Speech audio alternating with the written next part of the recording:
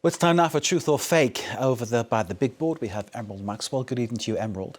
An article in The Times, that's the Times of London, quickly drawing attention when it was published online just a week ahead of the closely watched New York mayoral election. The article quoting the former New York City Mayor Bill de Blasio, apparently criticising the current Democratic candidate Zohran Mamdani, but very quickly de Blasio denying ever making such comments. So, Emerald, help us clear up this story.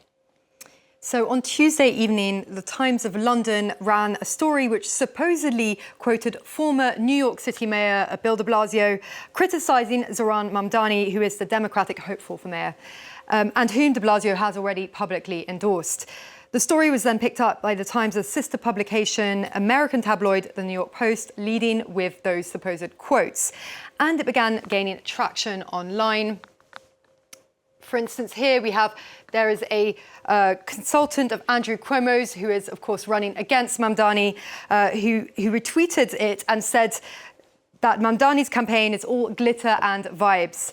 Shortly after, de Blasio tweeted, and he said, "I want to be 100% clear. The story in the Times of London is entirely false and fabricated.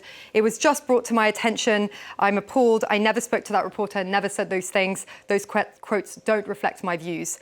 He also said it was an absolute violation of journalistic ethics and demanded that the Times pull the article. The Times, by the way, the article quotes him as saying about Zohran Mamdani's policies, "In my view, the math doesn't hold up under scrutiny and the political hurdles are substantial."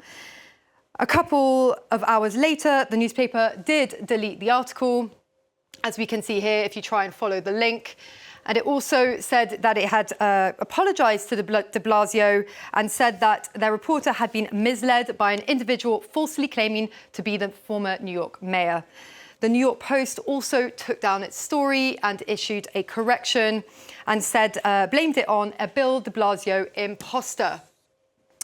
That, of course, got all the American media wondering who is this Bill de Blasio imposter or impersonator, and also wondering how the Times of London, which is a respected British daily newspaper established in 1785, how it managed to get this so wrong, Mark.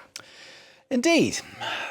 One might say, as a journalist there, but for the grace of God go I. But let's all hope that we can check things and substantiate things before we go to press. How exactly did this happen, Emerald? Tell us.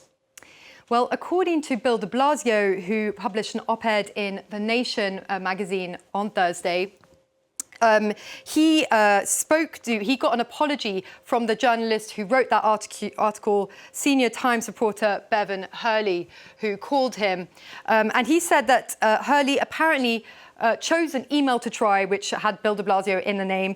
It's unclear where he got the address, but he did get a response, conducted the entire interview via email, and never bothered to confirm the identity of whom he was talking to via phone call or anything else. De Blasio suggests the Times let its conservative bent cloud its judgment and abandon meaningful journalistic standards and ethics in its rush to print. And judging by their headlines, or Bevan Hurley's headlines recently on Mamdani, they do all seem to be critical of Mamdani, who is currently leading in the polls ahead of that mayoral election next week.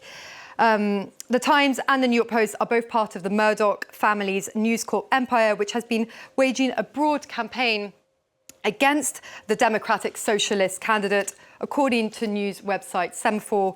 And on Wednesday, Semaphore also reported that they had tracked down the fake Bill de Blasio. And it turns out he's not really an imposter as such.